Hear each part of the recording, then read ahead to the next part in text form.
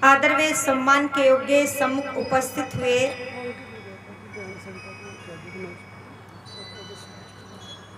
समस्त आर्यभद्र पुरुषों, हमारे बीच में हमारी बहन सविता आर्या निर्पुड़ा से उपस्थित हैं। आप मंच पर आएं।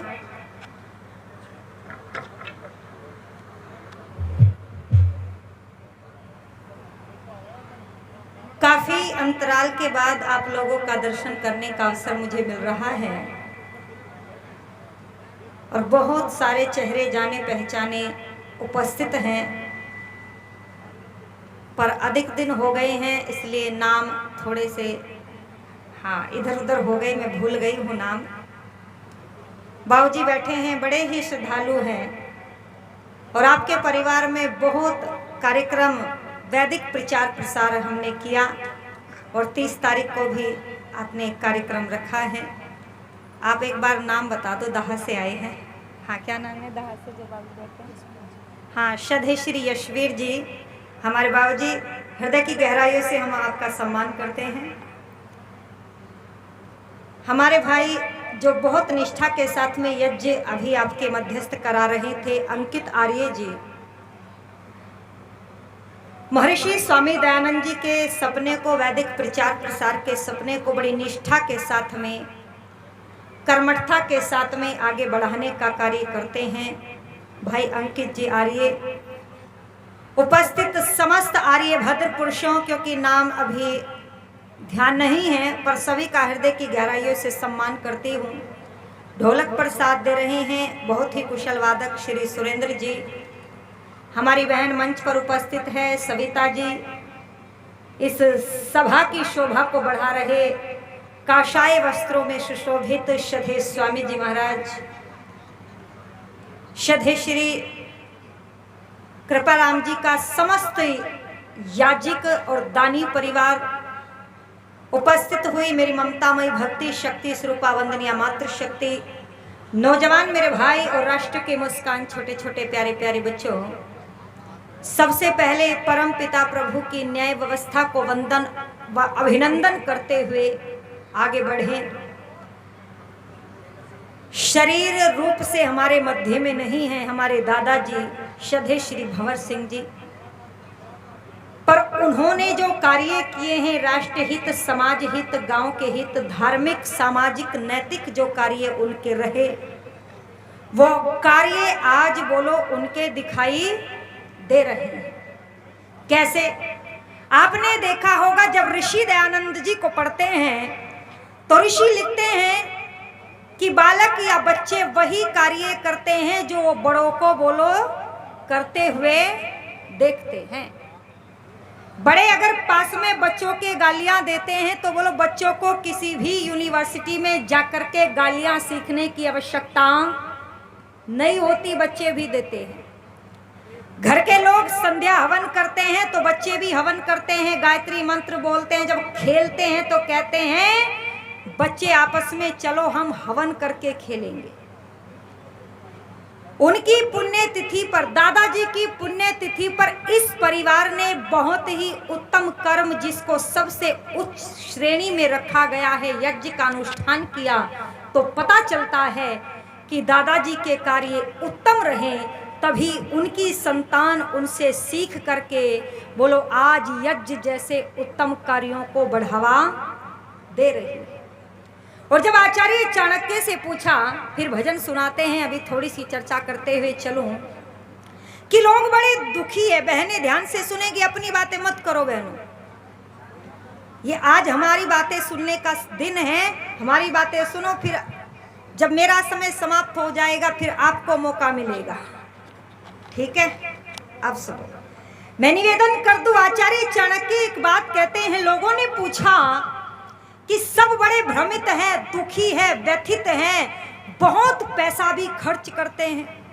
एक एक व्यक्ति के पास इतना धन है, वो कहता है मेरा धन भी ले लो पर मुझे भूख दे दो। वो रोटी नहीं खा सकता। मुझे नींद दे दो, मखमल के गद्दे हैं पास पर बोलो नींद नहीं आती। हम इतने दुखी और हम प्रयास करते हैं कि मरने के बाद तो बोलो हमें क्या मिल जाए, एक बार बोल दो स्वर्ग मिल जाए। कामना करते हैं या नहीं करते हैं? ये जो कत्लेआम दुनिया में छिड़ी हुई है ये सब जन्नत के लिए तो है। लोग धरती पर इतने दुखी, बोले हमें मरने के बाद तो स्वर्ग मिल ही जाए। तो हमने आचार्य चाणक्य से पूछ लिया कि ये संसार का समस्त व्यक्ति स्वर्ग चाहता है तो स्वर्ग कहते किसको है?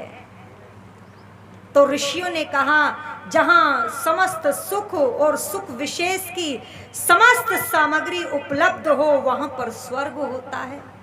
हमने कहा ऐसे हमारी समझ में नहीं आया, और समझाओ थोड़ा। तो आचार्य चाणक्य कहते हैं, बोले जिस परिवार में 4 प्रकार की निशानी आपको दिखाई दे जाए, जिस व्यक्ति के अंदर 4 प्रकार आपको दिखाई दे जाए, समझ लेना वह व्यक्ति स्वर्ग के अंदर बहनों वास करता है। और वो 4 निशानी आचार्य चाणक्य के शब्दों में मैं आपसे कहूं, पर मेरे साथ साथ अपने अंदर भी झांकते हुए चलना है। कौन स्वर्ग में रहता है? और देखो भाई साहब, जो स्वर्ग में रहता होगा वो अपने आप पर गर्व करना कि मेरा मनुष्य का जीवन सफल हो गया। और आचार्य चाणक्य कहते हैं, सबसे पहले नंबर पर लिखते हैं, बोले जिसकी वाणी में मधुरता होती है। अब देख लो, कुछ लोगों का तो गालियों के बिना रोटी हजम नहीं होती, वो स्वर्ग में रहते हैं क्या? झांक लेना दाएं बाएं। फिर चलो निवेदन कर दूं आपके समक्ष, मधुरवाणी कैसी, तो और विशेषता लगा करके कहा, विशेषण लगा दिया, जिसके जिह्वा के अग्रभाग पर शहद रहे और मूल भाग पर, पीछे वाले भाग पर शहद का छत्ता रहे, इतनी मिठास जिसकी वाणी में विद्यमान हो, समझ लेना वो व्यक्ति स्वर्ग के अंदर वास करता है। नंबर 2, बोले जो अपने दान का 10वां हिस्सा धन का दान करता है, सैकड़ों हाथों से कमा करके 1000 हाथों से दान करने के लिए तत्पर रहता है। और बोलो दान कैसे करता हो? यज्ञ आदि श्रेष्ठ कार्यों के लिए दान करता हो।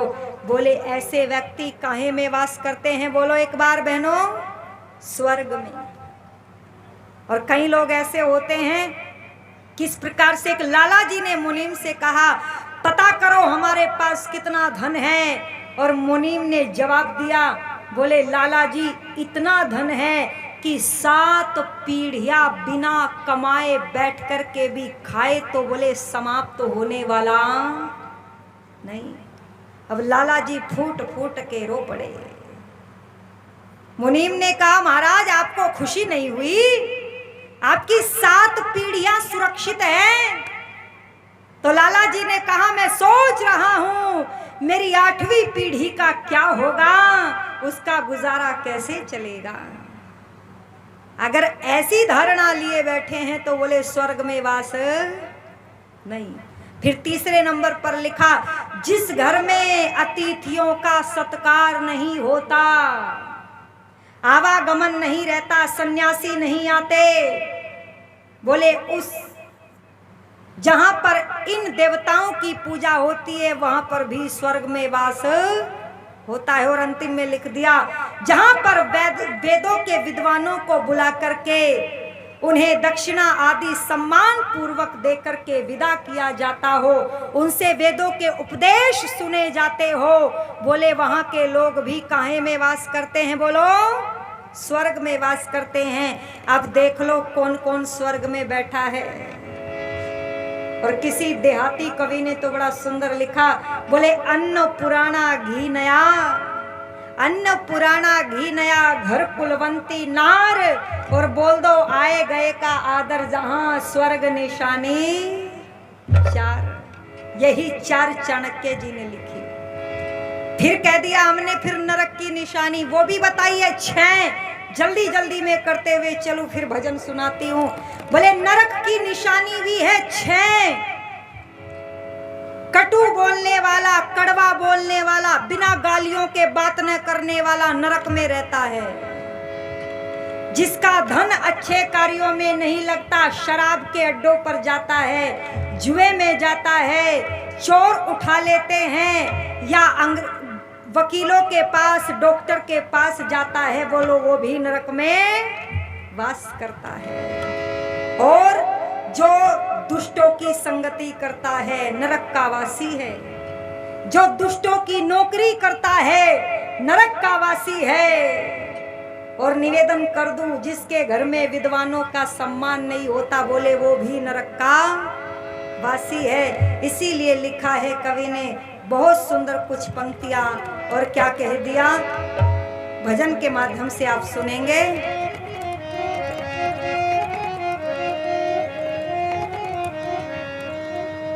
हे रईस मानव चोले को पाकर,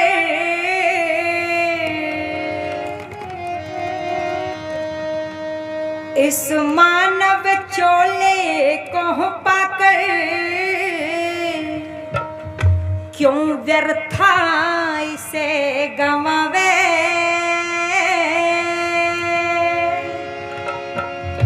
ऐसे कर्म किया कर बंदे, जो तू सुख को चाहवे।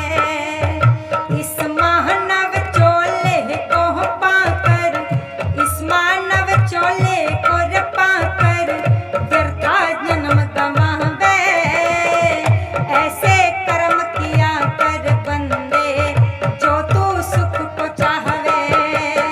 ऐसे कर्म किया कर बंदे, जो तू सुख को चाहवे। इस मानव चोले को पाकर, इस मानव चोले को पाकर, व्यर्था जन्म गंवावे। ऐसे कर्म किया कर बंदे, जो तू सुख को चाहवे। हाय रे, ऐसे कर्म किया कर बंदे, जो तू सुख को चाहे। ऐसे कर्म किया कर बंदे, जो तू सुख को चाहे।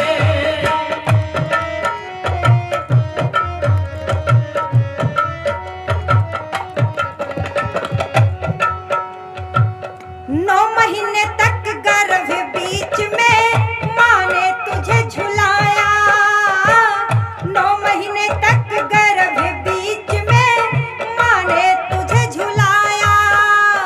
जन्म दिया था जब तुझको, अरे बाहों में था सुलाया। जन्म दिया था जब तुझको, अरे बाहों में था सुलाया। चाची ताई बुआ बहन सब कुटुंब ने मंगल गाया।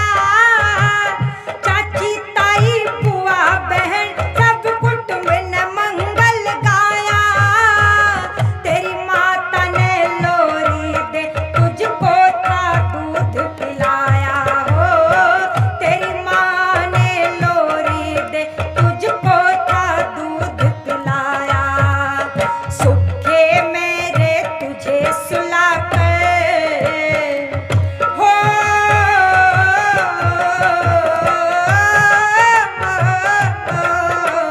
सुखे में था तुझे सुलाकर, गले में दुख पावे। ऐसे कर्म किया कर बंदे, जो तू सुख को चाहवे।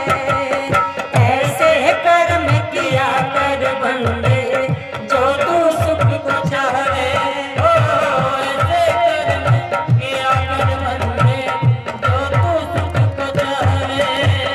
इस मानव चोले को पाकर, इस मानव चोले को पाकर, व्यर्था जन्म गंवावे।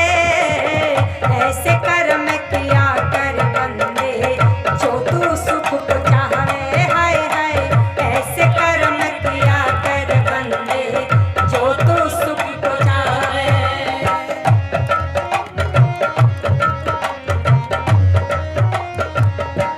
और सुनिएगा क्या लिखा है।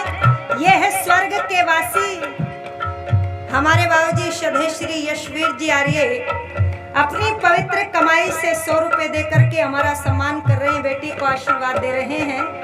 आपका मैं बहुत बहुत धन्यवाद करती हूँ। और आप तो ऐसे ही हमारा सम्मान करते हैं जब से आपसे परिचय हुआ है। और सुनिएगा स्वर्ग के वासी की दूसरी विशेषता क्या लिख दिया। पहला गुरु होती है माता, सोच समझ ले रे भाई। पहला गुरु होवे माता, सोच समझ ले रे भाई। दूजा गुरु पिता को कहते रे वेद ने बात बताई। दूजा गुरु पिता को कहते वेद ने बात बताई। भाई साहब अपनी पवित्र कमाई से 100 रुपए दे करके बहन का सम्मान कर रहे हैं। आपका बहुत बहुत धन्यवाद। और सुनिएगा क्या कह दिया। तीजा गुरु वो होता, तीजा गुरु होता जिसने रे विद्या तुझे पढ़ाई। तीजा गुरु वो होता जिसने विद्या पढ़ाई। उन तीनों का तू तो बंदे बना हुआ है कर जाई। उन तीनों का तू तो बंदे बना हुआ है कर जाई। अब भी जो ना समझा रे भाई हो।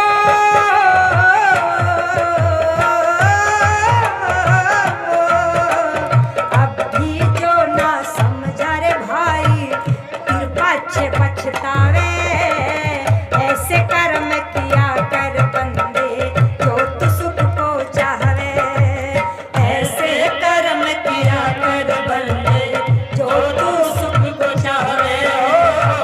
ऐसे कर्म किया कर बंदे जो तू सुख को चाहे। इस महानव चोले को रपा कर व्यर्थ जन्म गवावे।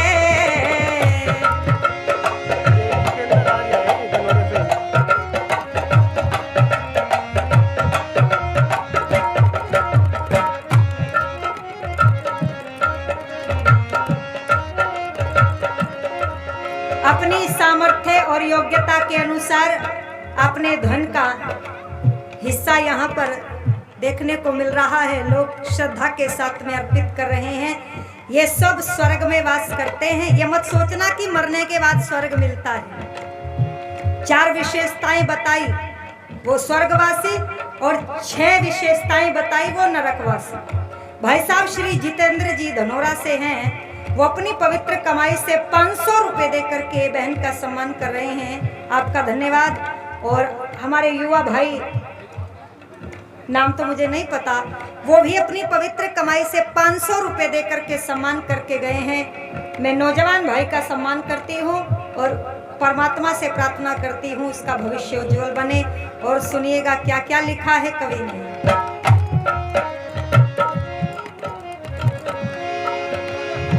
इन गुरुओं की सेवा कर ले मेवा तुझे मिलेगा। इन गुरुओं की